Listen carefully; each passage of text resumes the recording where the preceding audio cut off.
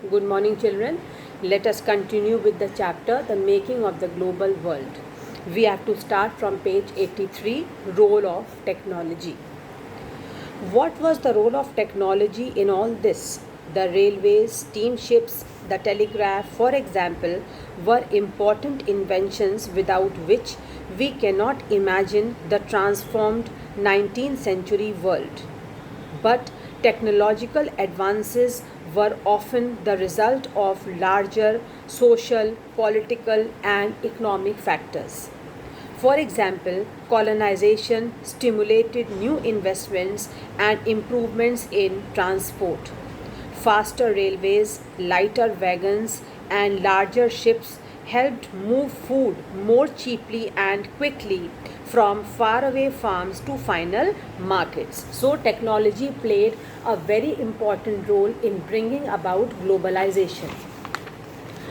The trade in meat offers a good example of this connected process. Till the 1870s, animals were shipped live from America to Europe and then slaughtered when they arrived there. But live animals took up a lot of ship space. Many also died in voyage, fell ill, lost weight, or became unfit to eat. Meat was hence an expensive luxury beyond the reach of the European poor. High prices in turn kept demand and production down until the development of a new technology, namely refrigerated ships. This was the new technology, refrigerated ships, which enabled the transport of perishable foods over long distances. Now, animals were slaughtered for food at the starting point in America, Australia, or New Zealand and then transported to Europe as frozen meat. This reduced shipping costs and lowered meat prices in Europe. The poor in Europe could now consume a more varied diet. To the earlier monotony of bread and potatoes, many, though not all, could now add meat to their diet. Better living conditions promoted social peace within the country and support for imperialism abroad. Late 19th century colonialism. Trade flourished and markets expanded in the late 19th century. But this was not only a period of expanding trade and increased prosperity. It is important to realize that there was a darker side to this process. In many parts of the world, the expansion of trade and a closer relationship with the world economy also meant loss of freedoms and livelihood. Late 19th century European conquest produced many painful economic, social, and ecological changes through which the colonized societies were brought into the world economy. Look at the map of South Africa. You will see some countries' borders run straight as if they were drawn using a ruler. Well, in fact, this was almost how rival European powers in Africa drew up the borders demarcating their respective territories.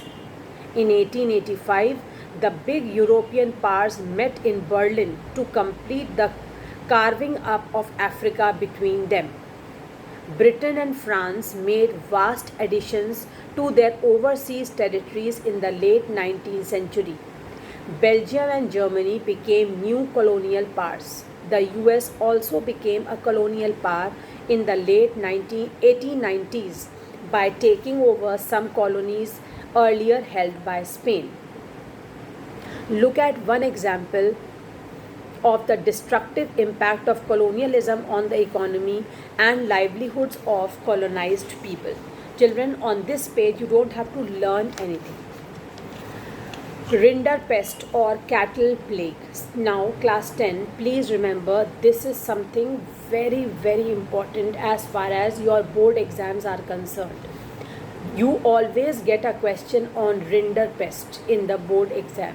So, every big and small detail related to rinderpest should be learnt by you all. Rinderpest was cattle plague. In Africa in the 1890s, a fast spreading disease of cattle plague or rinderpest had a terrifying impact on people's livelihood and the local economy. Whichever line, children, you feel is very important, please keep underlining. This is a good example of the widespread European imperial impact on colonized societies. It shows how in this era of conquest, even a disease affecting cattle reshaped the lives and fortunes of thousands of people and their relations with the rest of the world. Please remember, children, it was cattle plague. It was not plague which spread on human beings. It was cattle plague. Please remember this. Historically, Africa had abundant land and a relatively small population. For centuries, land and livestock sustained African livelihoods, and people rarely worked for a wage because they have ample of livestock, they had ample land, so they did not have to go here and there to search for employment. In late 19th century Africa, there were few consumer goods that wages could buy. If you had been an African possessing land and livestock, and there was a plenty of both, that means you had plenty of land and plenty of livestock, you too would have seen little reason to work for a wage. Obviously, when Africans had sufficient livestock and they had sufficient land to work on, why will they go elsewhere to work for wages? There was no need to search for employment. In the late 19th century, Europeans were attracted to Africa due to its vast resources of land and minerals. Europeans came to Africa hoping to establish plantations. Keep on underlining whatever information is written here. Europeans came to Africa hoping to establish plantations and mines to produce crops and minerals to export to Europe. Because there was so much of land available, so they wanted to establish their plantations and mines to produce crops and minerals so that they could export it to Europe. But there was an unexpected problem: a shortage of labor willing to work for wages. This problem was very important: a shortage of labor willing to work for wages, because the Africans had so much land themselves that they were not ready to work for wages for the Europeans.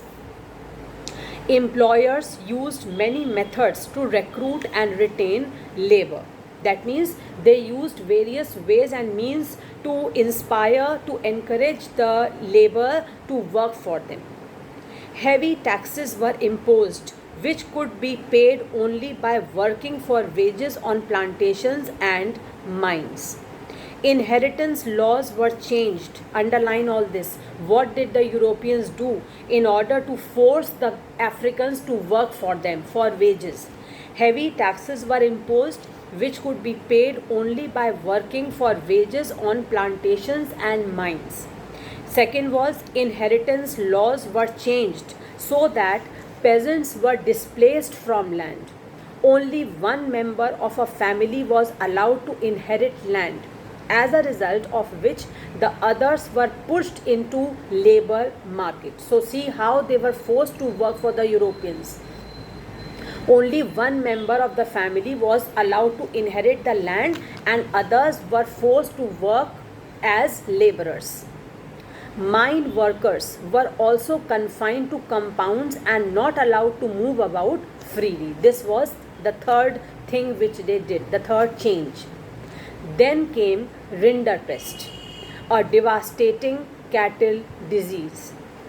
Rinderpest arrived in Africa in the late 1880s under 9. All these things are often asked in the boards. Rinderpest arrived in Africa in the late 1880s. It was carried by infected cattle. Please keep on underlining what was rinderpest, how did it spread. It was carried by infected cattle imported from British Asia to feed the Italian soldiers invading Eritrea in East Africa. All this you will have to write if you get a question on Rinderpest. Entering Africa in the east, Rinderpest moved west like forest fire. As fire in the forest spreads rapidly, similarly, this disease, Rinderpest, was also spreading very rapidly. Reaching Africa's Atlantic coast in 1892, it reached the Cape, Africa's southernmost tip, 5 years later. Along the way, Rinderpest killed 90% of the cattle. So this whole paragraph you have to learn by heart. The loss of cattle destroyed African livelihoods. Now, the Africans were greatly affected by Rinderpest. Why? Because Rinderpest had killed 90% of their cattle, and the Africans were mainly dependent on their land and their cattle. The loss of cattle destroyed African livelihoods. Planters, mine owners, and colonial governments now successfully monopolized what scarce cattle resources remained. Obviously, I am reading this again.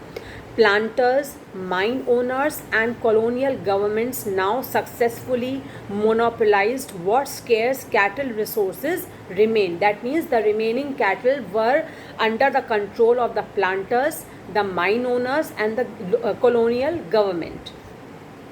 To strengthen their power and to force Africans into the labor market. As we have studied just now, that earlier Africans were not ready to work as laborers because they had enough of land and livestock.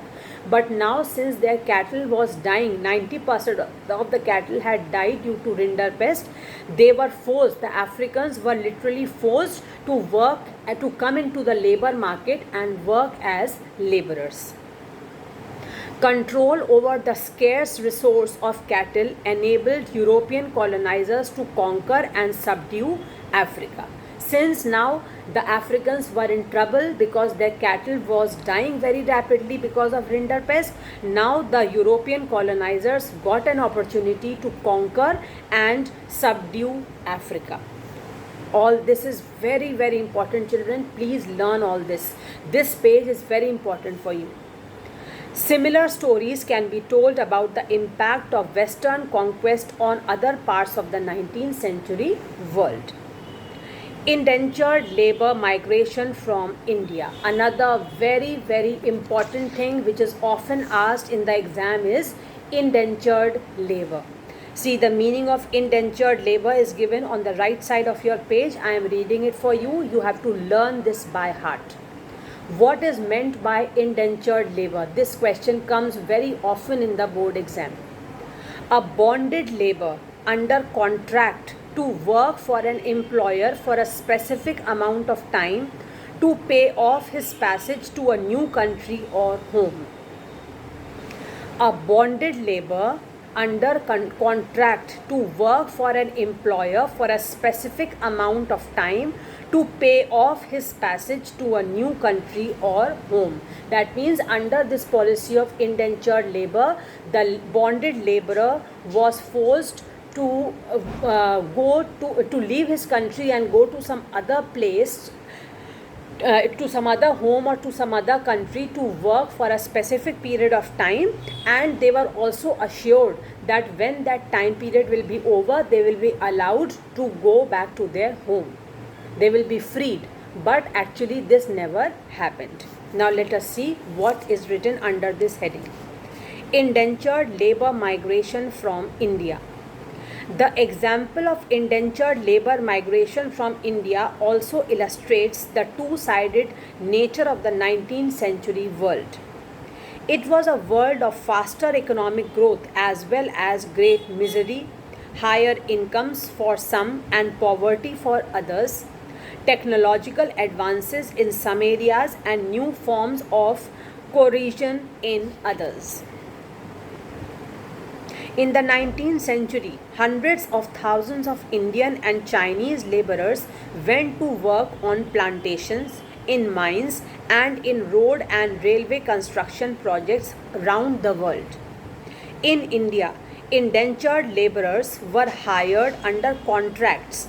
Underline. In India, indentured laborers were hired under contracts which promised return travel to India after they had worked 5 years on their employer's plantation. So as I told you just now, they were told that they had to go in some other country to work as indentured labor for a particular period of time, and after that span was over, they would return back to their country. So when the laborers went from India, they were also told that they will work there for 5 years and after that they can return to India again. Most Indian indentured workers came from the present day regions of eastern Uttar Pradesh. Underline all this. All these things are often asked in the board exams. The second paragraph is very important and the next paragraph is important. Most Indian indentured workers came from the present day regions of eastern Uttar Pradesh, Bihar, central India and the dry districts of Tamil Nadu. In the mid-19th century, these regions experienced many changes. Cottage industry declined, land rents rose, lands were cleared for mines and plantations. All this, children, you have to learn. So there were many changes in these areas, eastern Uttar Pradesh, Bihar, etc. Cottage industries declined, land rents rose, lands were cleared for mines and plantations. All this affected the lives of the poor.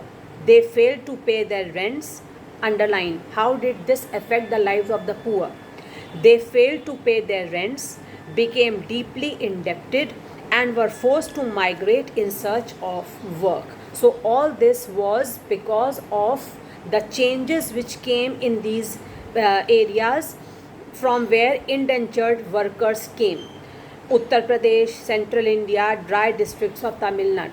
Underline all this. So you have to learn the second paragraph and the third paragraph completely. The main destinations of Indian indentured migrants were the Caribbean islands. Underline. Where did mostly the Indian indentured laborers go? They went to Caribbean islands, mainly Trinidad, Guyana and Suriname, Mauritius and Fiji. Closer home, Tamil migrants went to Ceylon and Malaya. Indentured workers were also recruited for tea plantations in Assam. Underline all this and learn. Recruitment was done by agents engaged by employers and paid a small commission. Keep on underlining. All this you will have to remember. The recruitment of indentured laborers were done by agents. Agents were appointed. They had to bring indentured laborers and they were given some commission by their employers.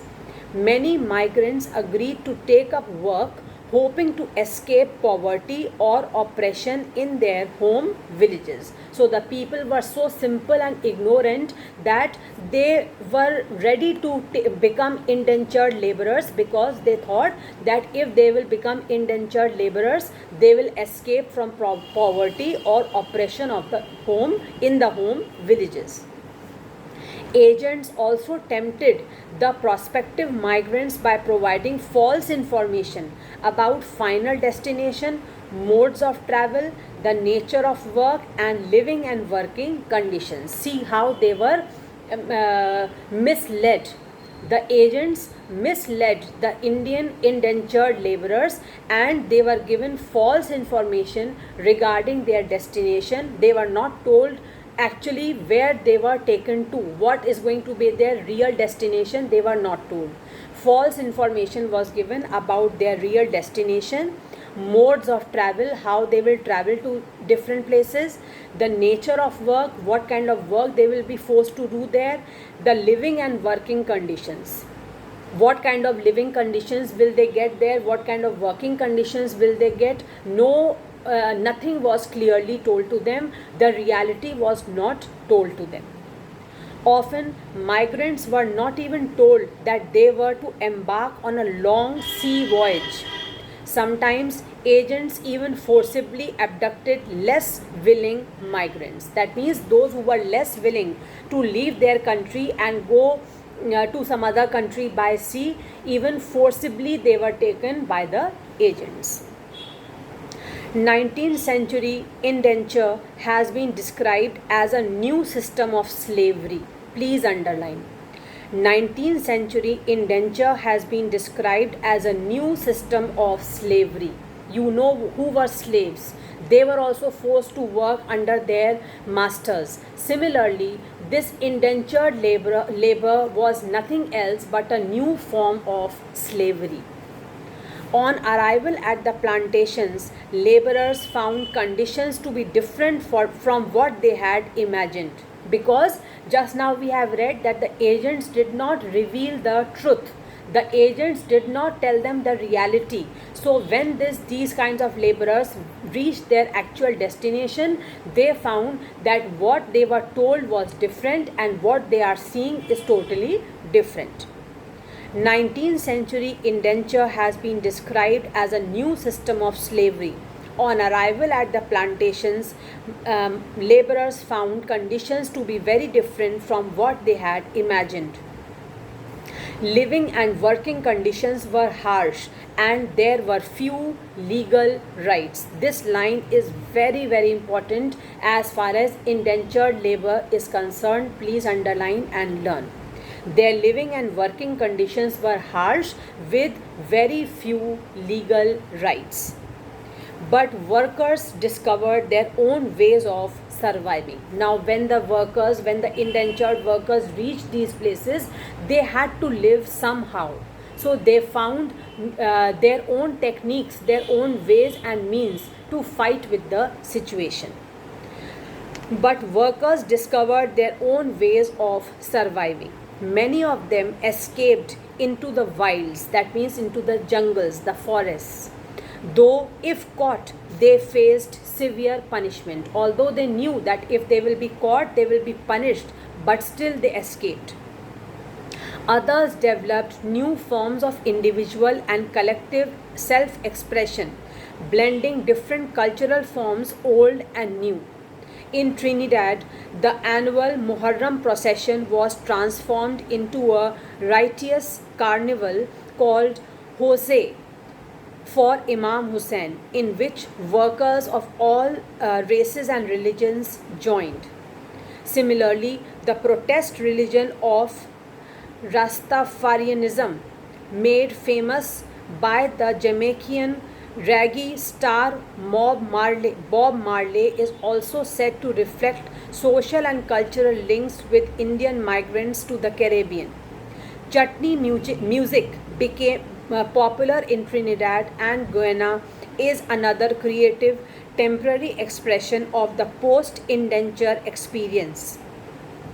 These forms of cultural fusion are part of making the global world, where things from different places get mixed, lose their original characteristics and become something entirely new. So why did these people mix up the cultures of different people who were working there? Their religions, their cultures all were mixed up and some new style came up. Why? Because they had to live somehow. So they found that this was a new technique, how they could live happily, how they could bring about happiness among themselves. That is why this intermingling of culture and religion brought about cultural fusion in the global world, and this was something entirely new. Most indentured workers stayed on after their contracts ended. Pay attention. Most indentured workers stayed on after their contracts ended or returned to their new homes after a short spell in India. Consequently, there are large communities of people of Indian descent in these countries. Have you heard of the Nobel Prize winning writer V.S. Naipaul? Some of you may have followed the exploits of West Indies cricketers Shiv Narayan Chandrapal and Ram Naresh Sarwan. If you have wondered why their names sound vaguely Indian, the answer is that they are descended from the indentured labor migrants from India. From the 1900s, Indian nationalist leaders began opposing this system of indentured labor migration as abusive and cruel. It was abolished in 1921, underline this. Yet, for a number of decades afterwards, descendants of Indian indentured workers, often thought of as coolies, underline, please underline, this question came last year in the first pre-board exam, the paper of which came from some other school, and since very few children had read the chapter very deeply, so very few could know the answer. Please underline.